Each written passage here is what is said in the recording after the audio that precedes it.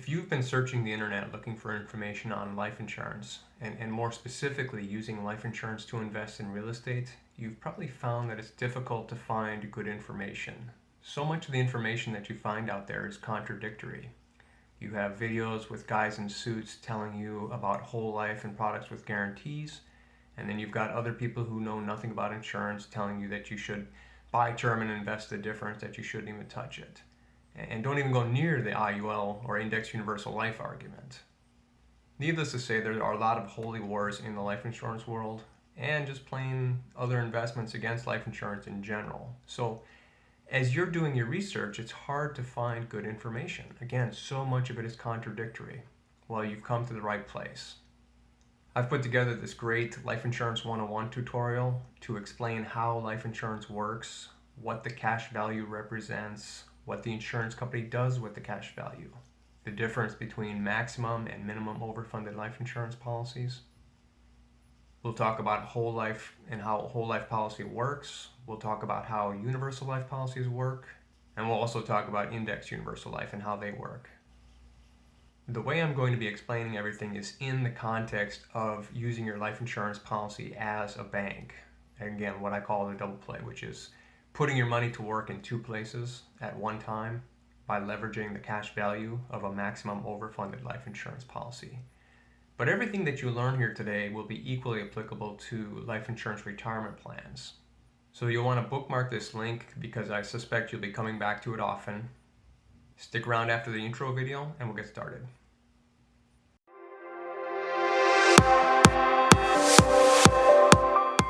Hi, I'm Tom Rutkowski with Innovative Retirement Strategies. I've got to confess, I'm a bit of a financial nerd, so things like compounding interest and interest rate arbitrage fascinate me. I came up with the concept of the double play on my own many years ago, and it's so powerful that I wanted to share it with the rest of the world.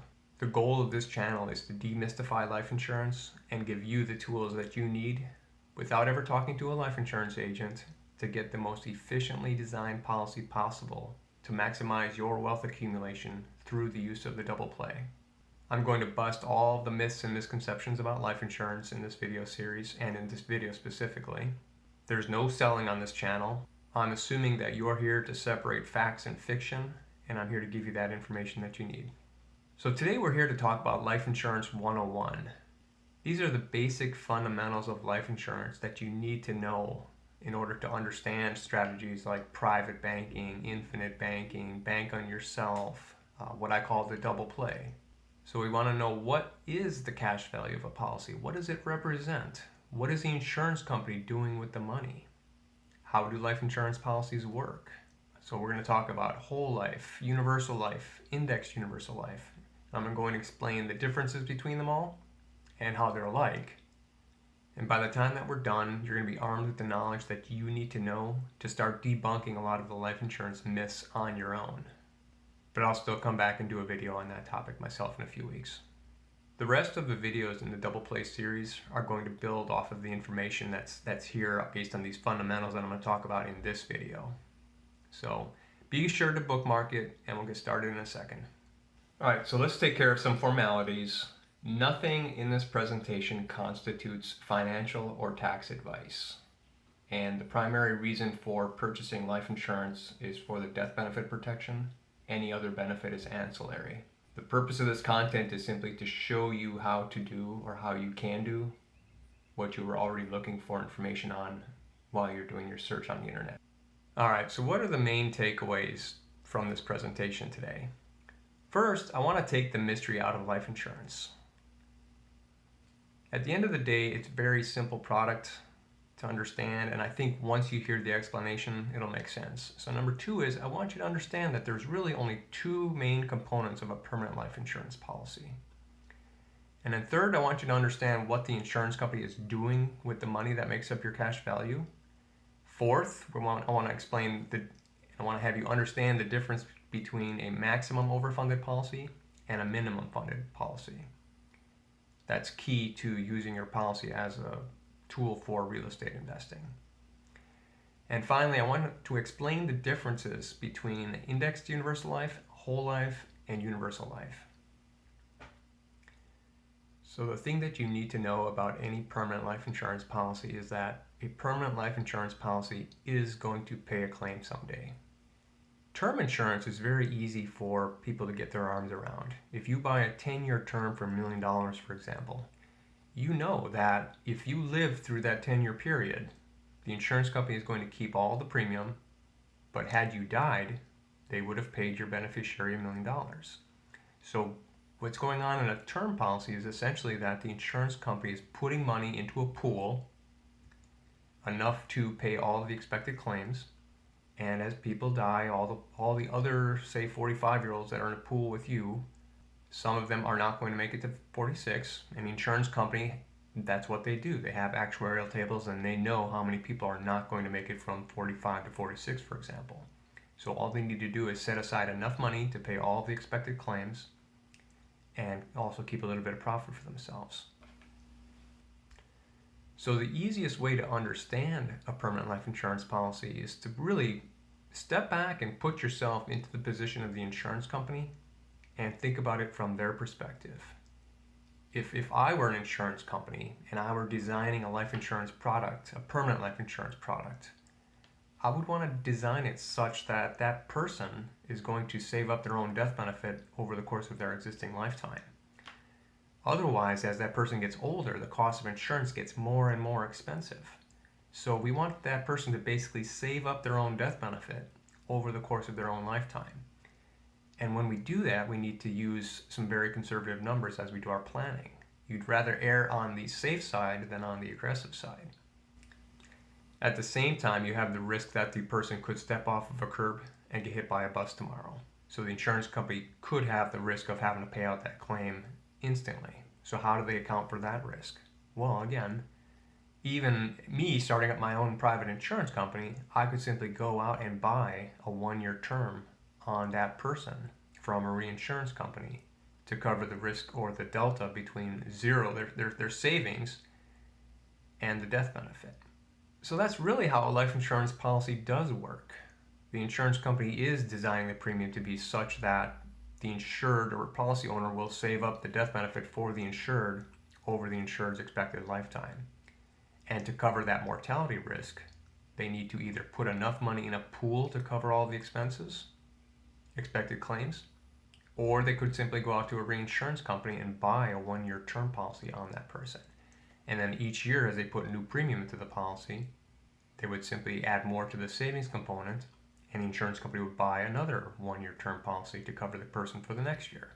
And that process would repeat itself year after year after year. And as the cash value goes up, the amount at risk of the insurance company is going down. And you'll see what I mean here in a second when I show you a graph that kind of illustrates that concept.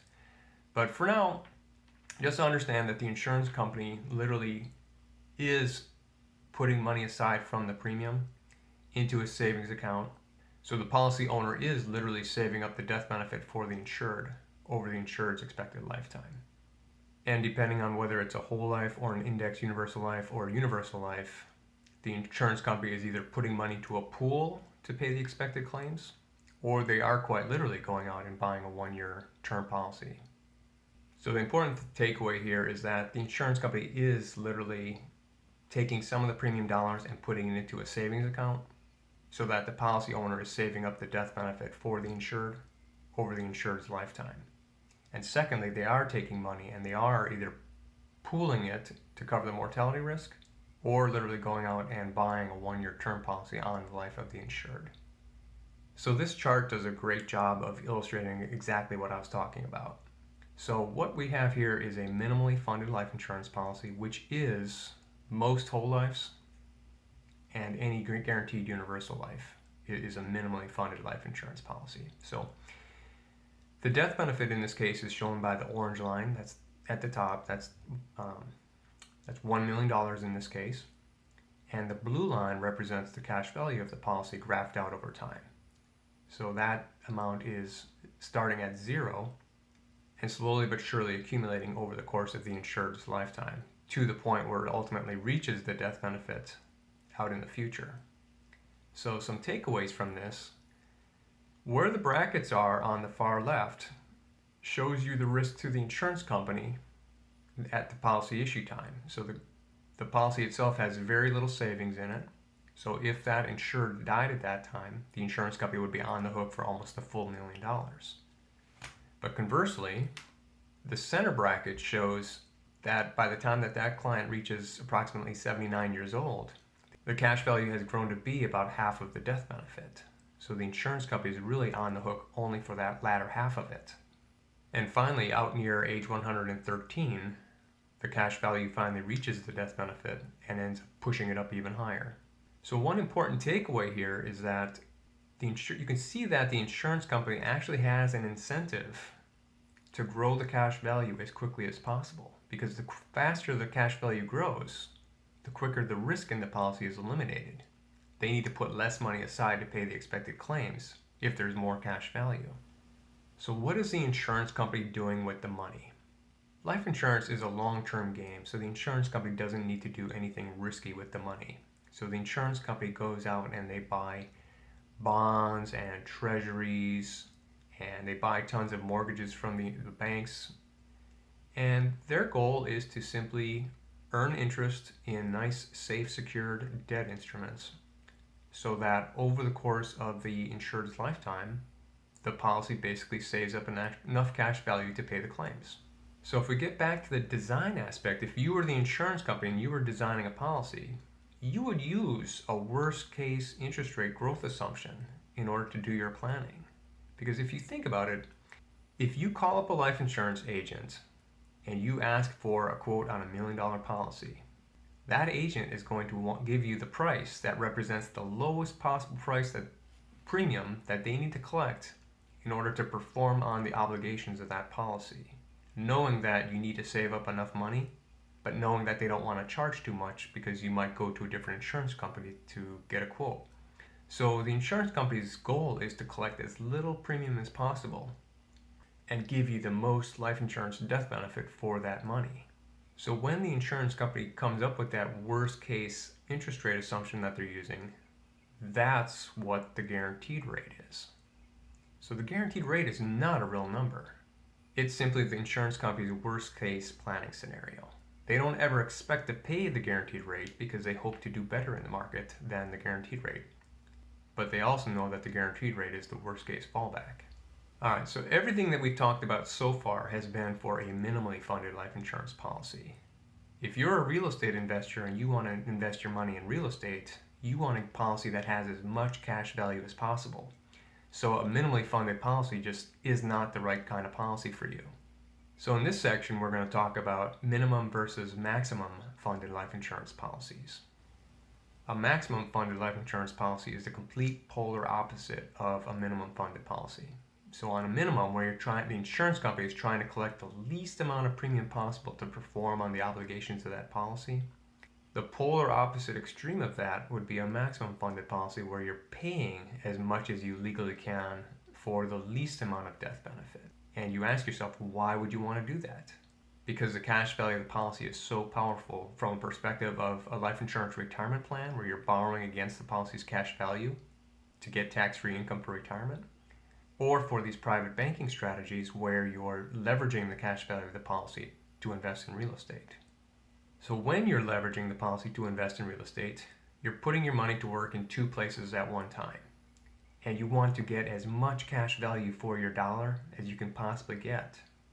So these private banking strategies require a maximum overfunded life insurance policy design.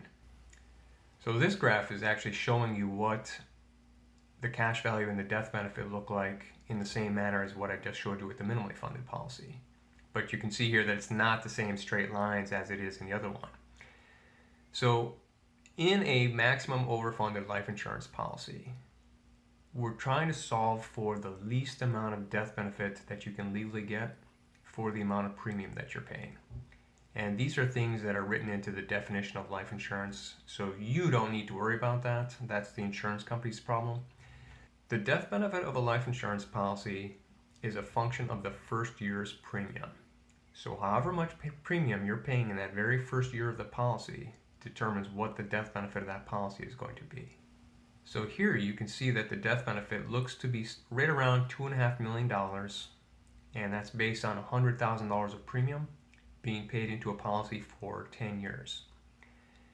And in a minimally funded life insurance policy, as each new premium gets put into the policy and contributes new cash value to the policy, the death benefit is being pushed up by that minimum amount of life insurance that we had to purchase based on the first year's premium.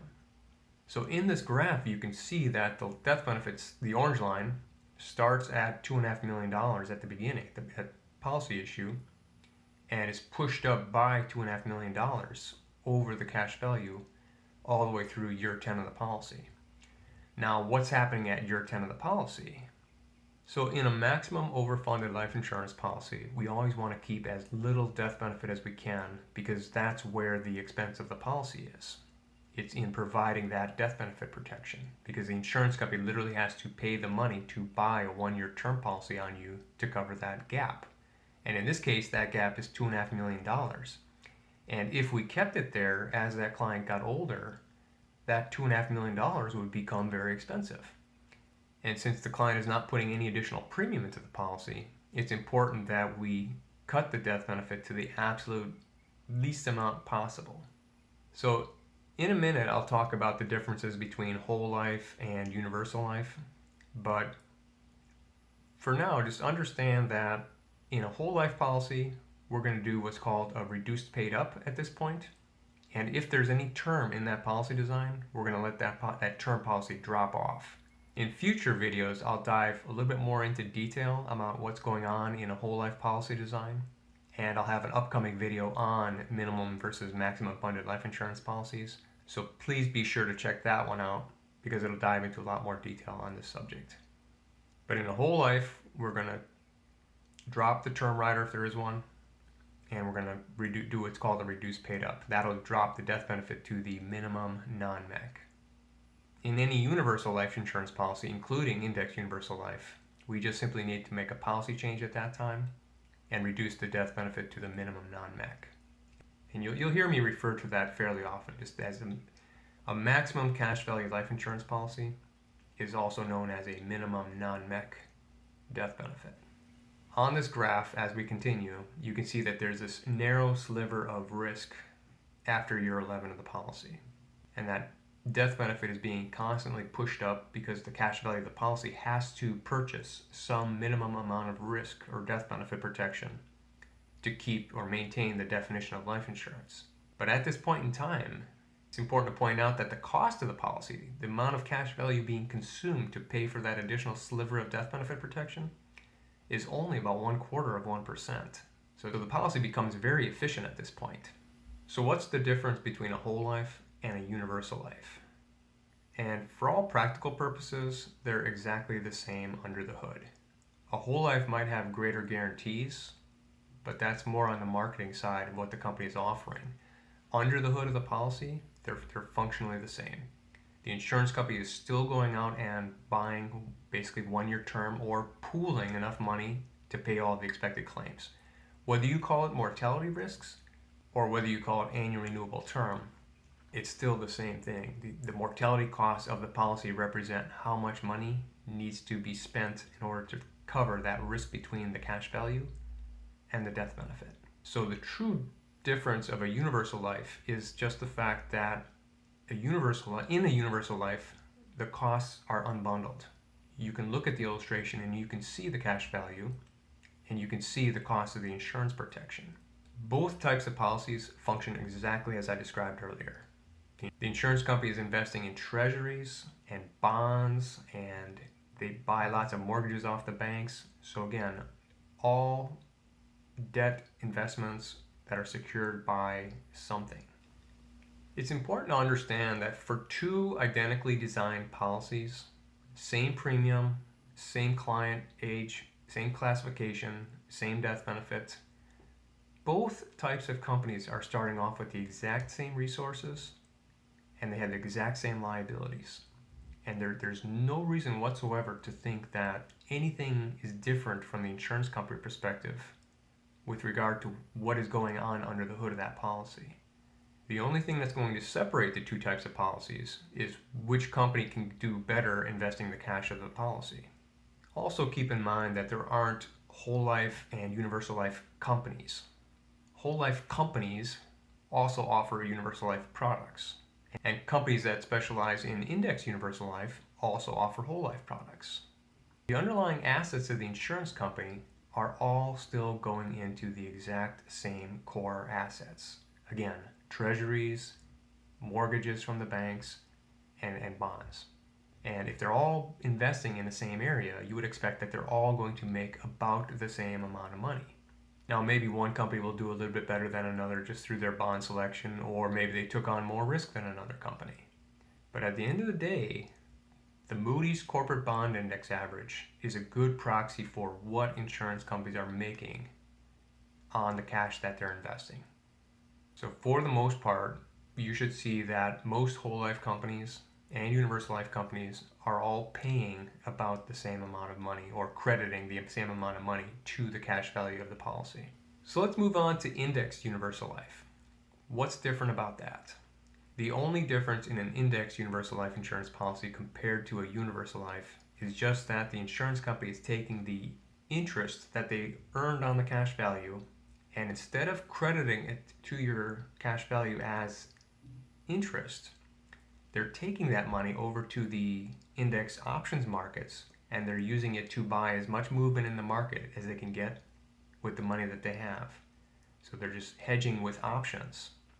So the insurance company is literally taking the interest that they earned on the holdings that they would have otherwise paid to you as a dividend in a whole life, or credited as interest in a universal life, and they're using that money to go to the index options markets with the single goal of buying as much movement in the market as they can get with the money that they have. Now, I don't want to go into options theory and how the hedgers actually do their work, but with options, you have the ability to capture movement in the market index. So that's what the insurance company is doing with your money. So on an indexed universal life, for example, you might see that there's a cap of 10 or 11%, and a floor of 0. So if the market goes up and above the cap, well, it doesn't matter, because the way that they hedge the options, all you can get is the 10.5% cap.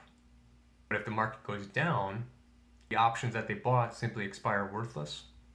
So the only thing that you lost was the interest that you would have otherwise earned had they paid that as a dividend or interest crediting. In upcoming videos, I'm going to be covering the double play itself. I'm going to be going over the business case of the double play. Please let me know your thoughts and what you think I might have missed.